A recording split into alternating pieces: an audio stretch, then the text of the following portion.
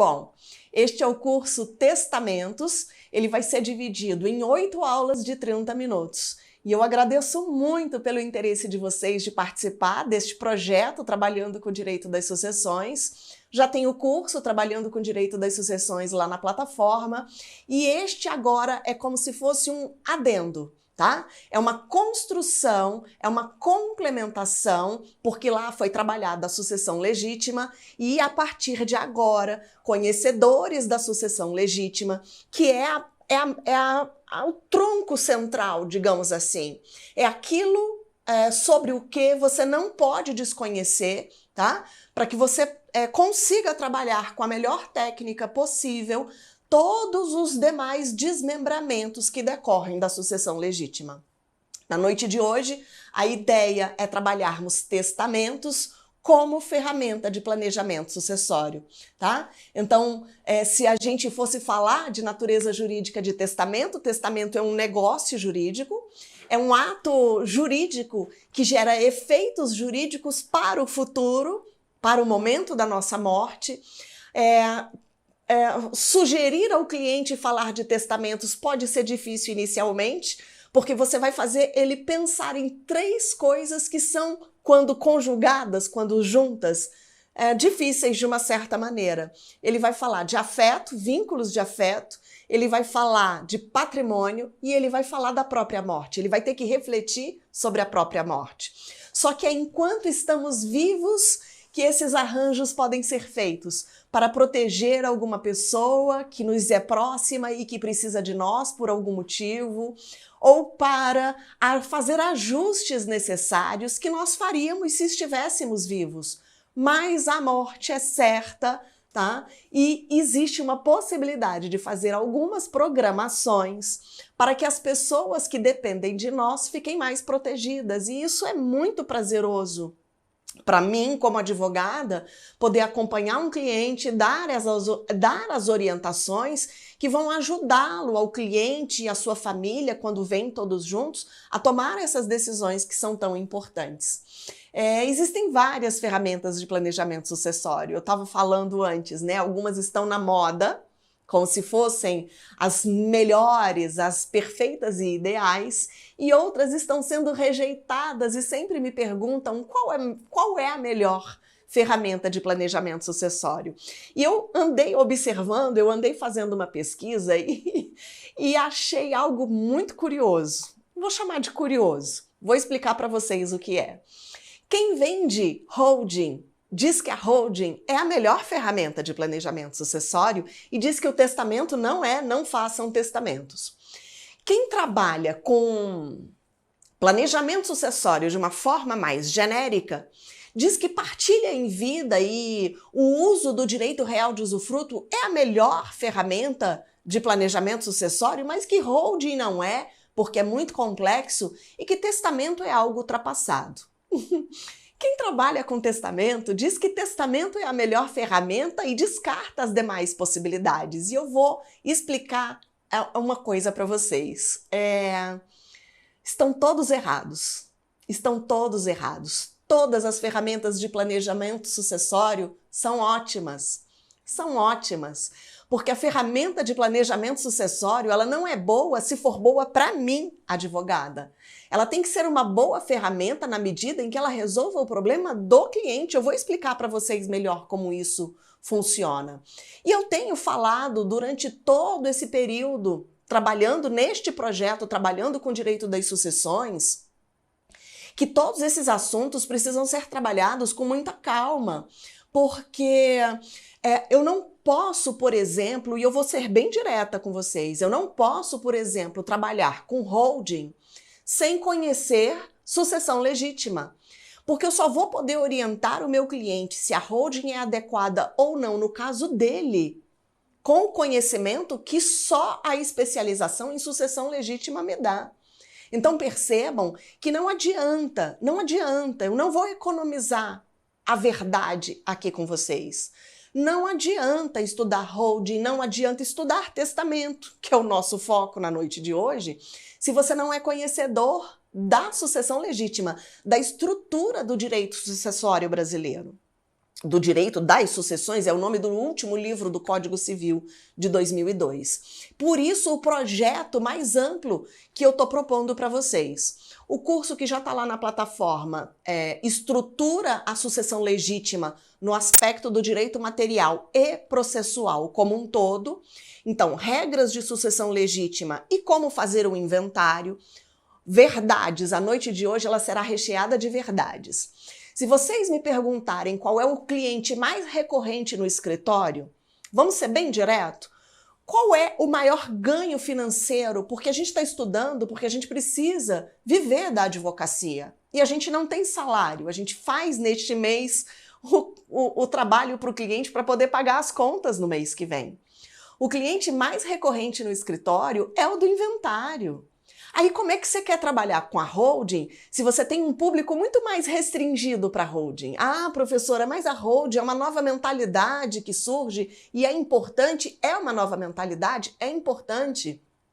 Só que você está restringindo a sua clientela no seu escritório.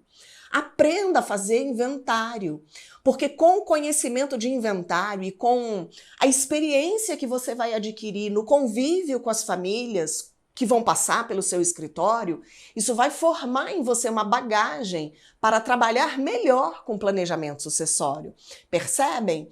Você só vai poder dizer qual é a melhor ferramenta porque não tem hierarquia. Qual que é a mais importante? Qual é a ferramenta que resolve a maior quantidade de problemas? Não existe.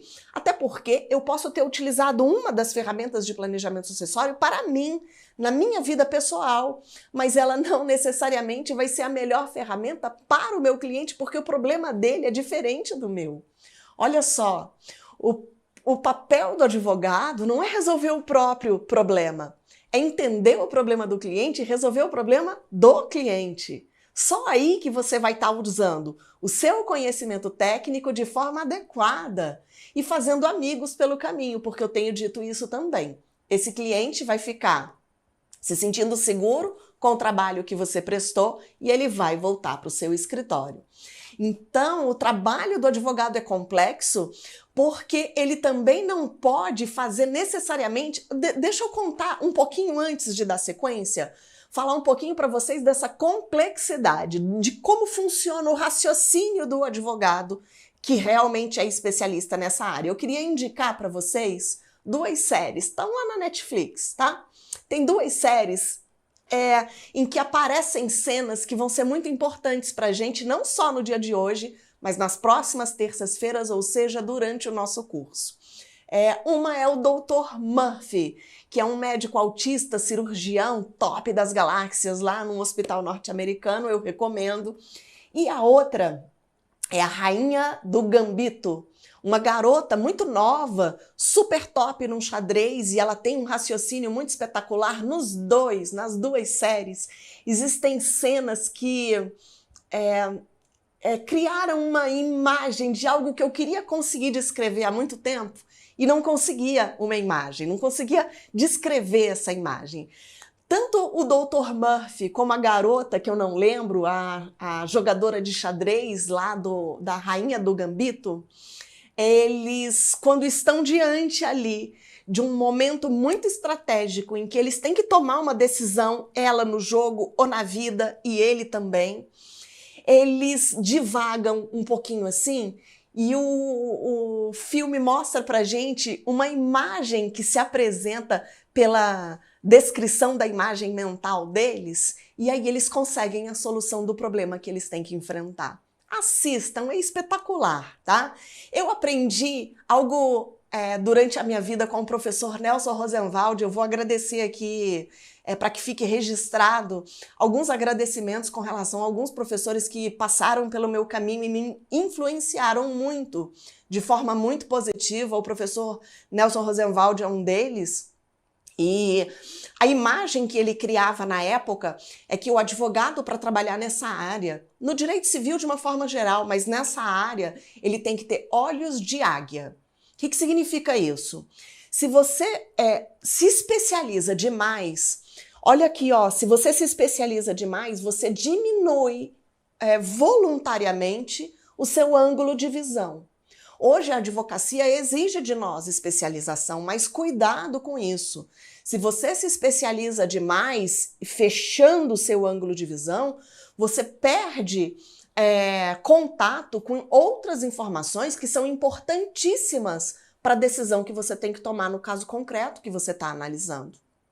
Por isso, essas 3 dicas para vocês. Dr. Murphy, a rainha do gambito, que é uma série top de uma garota espetacular, jogadora de xadrez, e essa imagem criada há muito tempo atrás pelo professor Nelson Rosenwald para os alunos dele, de uma forma geral, e na época eu fui aluna dele. A águia, ela voa lá em cima e de lá de cima ela tem uma visão do todo. Ela não enxerga o detalhe. Ela tem uma visão do todo, ela escolhe a presa e ela é certeira no alvo dela.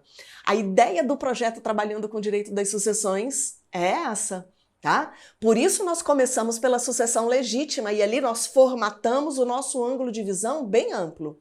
E agora, neste curso, né, que nós abordaremos os testamentos, nós estamos dando um primeiro mergulho, uma primeira especificação do nosso estudo para uma ferramenta que é antiga, tradicional e muito importante, sim. Não acreditem naqueles que dizem que testamento é algo ultrapassado. Não, não é ultrapassado. É uma excelente ferramenta de planejamento sucessório e pode ser a ideal para o problema do seu cliente. Então, tenham este cuidado, tá? No projeto Trabalhando com Direito das Sucessões, o que nós estamos fazendo é a construção de um raciocínio de um profissional que vai saber a técnica e vai ter segurança no trato com o cliente. Tá? Então vejam que é algo muito mais genérico. E outra coisa, trabalhar com direito das sucessões não é só fazer inventário. Eu vou criar uma bifurcação aqui pra gente. São 2 frentes de trabalho. Nós podemos fazer inventários e, na minha opinião, é essencial que eles sejam feitos por você, porque eles vão te dar traquejo, eles vão te exigir um raciocínio importante para que você tome decisões fazendo o trabalho do outro caminho possível, que é o planejamento sucessório. No planejamento sucessório, deixa eu organizar isso mais uma vez com vocês. Ou o cliente se apresenta sozinho para você no escritório, ou ele vem acompanhado da família. E ou ele sozinho ou acompanhado da família, eles apresentarão para você algumas preocupações, tá? Essas preocupações tiram o sossego, criam desarmonia e conflito mesmo, tá? Por pensarem diferente. E às vezes, sem a informação adequada, sem a técnica adequada, eles começam a litigar fora do processo, na convivência familiar, desnecessariamente. Vocês têm clientes no escritório que vocês prestam outros serviços, por que não ampliar? Você sabe o problema que ele tem, converse com ele e ofereça eventualmente um trabalho de diagnóstico. Deixa eu conversar com você, olha como é que você vai abordar o seu cliente. Eu estou tomando a liberdade de tocar nesse assunto, não é o foco principal do nosso trabalho que está em andamento, porém eu percebo que tal preocupação. Eu faço esse trabalho também de planejamento sucessório, estou aqui à sua disposição para conversar com você e quem sabe te oferecer um caminho que cria uma harmonia para o teu convívio, porque é isso mesmo, cria harmonia para o convívio familiar. Converse e entenda. Converse e entenda com o seu cliente ou com a família. Quando vem a família, eu inclusive oriento encontros individuais. Porque às vezes o conflito é tão grande que na presença dos demais, algum deles pode ficar intimidado de dizer que está se sentindo inseguro por algum motivo, certo? Então, entenda qual é a razão da dor, desse sentimento de insegurança que esse seu cliente sente. E aí, conhecedor já um pouco do patrimônio dele, porque você já trabalha para ele, você vai poder oferecer a ele um ou mais de um caminho, porque a decisão tem que ser tomada em conjunto. Eu digo isso sempre nas minhas aulas. Eu queria também deixar registrado que com essa estrada de experiência que eu já tenho, é impressionante como leigo, não conhece as regras de direito sucessório brasileiro. Nós que somos da área, eu falo de nós, não só nós aqui, alunos do curso, mas nós, de uma forma geral na sociedade, nós temos... nós, advogados, eu quero dizer, né? Nós temos dificuldade com o trato do direito das sucessões. Quantos colegas advogados a gente não escuta? Ah, mas eu não sabia que era assim, achei que era dessa outra forma. Ele não é da área. Como no tributário eu tenho dificuldade, busco outros colegas, às vezes, para suprir a minha falta de conhecimento em direito tributário. É assim mesmo, não tem problema. Tá? Mas se dentre nosso grupo de advogados é difícil o trato, porque é complexo, um emaranhado, cheio de detalhes, quem é aluno do curso sabe disso, algumas aulas densas que precisaram ser ouvidas e assistidas mais de uma vez para poderem ser compreendidas, imagina o leigo. O que eu digo é que é impressionante como o leigo não conhece as regras, ele acha que ele conhece. Tá?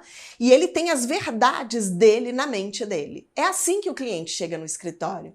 Ele sabe. Olha, eu já atendi, por exemplo, pessoas, componentes da diretoria de uma empresa. Então, uma empresa grande ou de uma associação grande. Então, uma reunião para 3, 4, até 10 pessoas é o ideal, tá? Eu fui convidada, então, em algumas situações para falar para um grupo pequeno, assim, de potenciais clientes sobre o sistema sucessório brasileiro. Fica aqui registrada essa dica para vocês. É uma forma de ofertar esse serviço para o seu cliente. Junte 3, 4, 5 pessoas, no máximo 10, porque senão dispersa, na minha opinião, eu prefiro grupos pequenos, e fale, crie uma palestra sua sobre direito das sucessões, assim, ó, diretamente. Se você falecer, acontecerá isso e isso e isso com o seu patrimônio. Vai ter que ser uma linguagem acessível, porque você está falando para o leigo, e a minha experiência, em todas as oportunidades que eu tive de fazer isso, é que esse público que te assistirá 100% ficará impressionado. Eles, não é possível. Acontece isso? Mas quer dizer então que fulano vai receber meu patrimônio? Mas quer dizer então... E aí as pessoas começam a se preocupar. Mas por que elas não se preocupavam antes? Porque elas não sabiam, elas não tinham informação. Essa informação tem que chegar para os seus potenciais clientes, tá? Ó, você literalmente semeia. Você planta uma semente de preocupação, mas não é na maldade. Ele precisa conhecer esta informação, tá? É para a vida dele, realmente. E aí, qual é o trabalho? A partir daí, você atenderá os que quiserem, é claro, individualmente, para entender o que é que ele precisa. Normalmente é assim que chega para o escritório o cliente de planejamento sucessório, no começo, e aos poucos eles virão também indicados pelos primeiros clientes que você estiver atendendo, tá? Todos eles perceberão que algo precisa ser feito. Mesmo assim, nem todo mundo quer fazer, sabia? Eu atendi algumas pessoas que me diziam assim, não vou mexer com isso não. Realmente, tem um monte de coisa desorganizada, doutora. Porque você começa a observar, ele te conta a preocupação dele, você diz, olha, tem que organizar isso, planejar é organizar, tem que organizar isso. A gente vai falar de testamento, não é como ferramenta de planejamento sucessório? Então, planejar é organizar. E aí eles dizem, alguns clientes dizem assim pra gente, não vou mexer com isso não. Não quero, não estou disposto, isso vai demandar meu tempo, eu não quero. E eu escutei de vários clientes, sabe o quê? Esse problema ficará para os meus herdeiros junto com os bens. Eles que resolvam depois. Então, imóveis irregulares, processos judiciais complexos, antiquíssimos que não se resolvem com o passar do tempo. Podia cuidar, não podia? Tentar dar uma impulsionada para fazer a coisa resolver? Não, ele não quer mexer com isso. Ok, esse cliente não tem interesse no planejamento sucessório, a família dele terá que fazer no futuro o inventário dele e você vai estar apto a fazer também, porque quem trabalha com planejamento sucessório faz inventário também, tá? Deixa eu buscar aqui o meu fio da meada. Aí, então, Outros clientes se interessarão pelo trabalho, porque eles ouviram de você naquela mini palestra, 40 minutos, meia hora, não precisa mais do que isso, você explicando, não para ele, para o caso dele, mas você explicando em sentido amplo mesmo, regras gerais de como é que funciona, quais são as regras de direito sucessório, causa-mortes no direito brasileiro. E aí ele se preocupa porque, gente, quanto mais plurais são as famílias com as quais a gente convive na sociedade, a nossa família, quanto mais plural for a estrutura da família, é isso que eu quero dizer para vocês, mais necessário será o planejamento sucessório. O que acontece? Por que hoje o planejamento sucessório está na moda, digamos assim? É porque até a década de 70, 80, havia restrição legal para o reconhecimento de famílias que existissem em formatos diferentes do casamento tradicional, que era indissolúvel até 77. A união estável só foi reconhecida com a Constituição de 88. Então, até essa época, família era casamento, aquele casal, pessoas de sexos diferentes, com filhos comuns. Porque ninguém tinha filho fora do casamento, né? Vocês sabem o que acontecia? Era proibido que uma pessoa casada reconhecesse uma paternidade, por exemplo, de um filho havido fora do casamento. Era proibido. E este filho, vocês vão lembrar disso, porque vocês já ouviram falar com certeza, ganhava uma classificação, ele era um filho ilegítimo. Então ele não existia na sua estrutura familiar, porque a própria legislação deixava esse filho marginalizado lá do lado de fora, tá? E do lado de fora você não precisava se preocupar, porque a sua família era você, sua esposa, você, seu marido, seus filhos que eram todos comuns, tá? E os seus netos e os pais, enfim. Hoje não é mais assim, as pessoas se divorciam, se casam de novo. Anota aí para mim no chat uma coisa. Quantos divórcios, assim, eu quero saber o número de divórcios que vocês já viram, a pessoa que se divorciou mais vezes, vocês teriam esse número para mostrar pra gente? Curiosidade minha aqui agora, tá? Quantas pessoas... Bom, você já viu alguém se divorciar uma vez, é super comum. 2 vezes?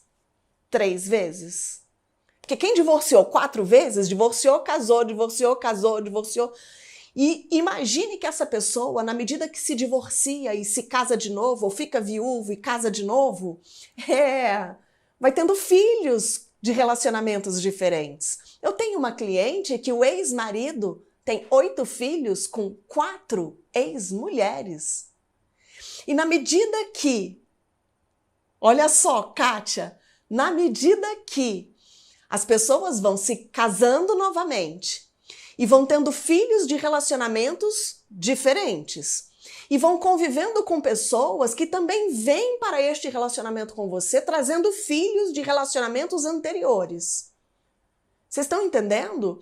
A estrutura da própria família vai ficando mais complexa. Quanto mais complexa for a estrutura dessa família, mais essa família precisa se planejar.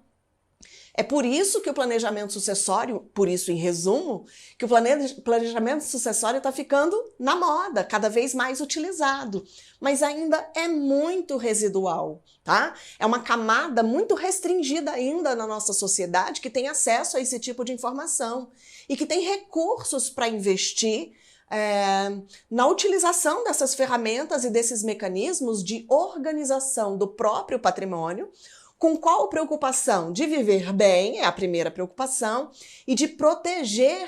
Gente, imaginem, 4 casamentos com filhos de 3 casamentos anteriores, porém, nesses casamentos anteriores você conviveu com pessoas que trouxeram filhos de casamentos anteriores também, com relação aos quais você pode ter desenvolvido afeto de pai ou de mãe por essas crianças que agora são adolescentes ou adultos, e na hora que você morrer, são só os seus filhos que serão os seus herdeiros? Ou será que esses filhos de ex-parceiros, ex-cônjuges ou ex-companheiros também podem tentar se habilitar nesse inventário? para terem direito de herdeiro. Eu sei que vocês estão entendendo, porque vocês conhecem a sociedade, vocês sabem que é muito verdadeira essa situação que eu estou descrevendo para vocês, tá?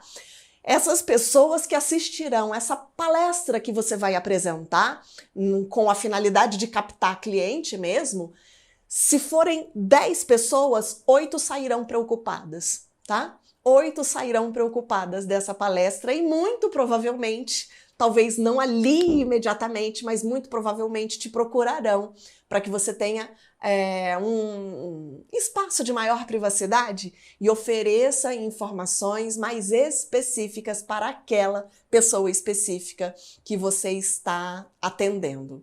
Eu vou fazer uma interrupçãozinha agora nesse momento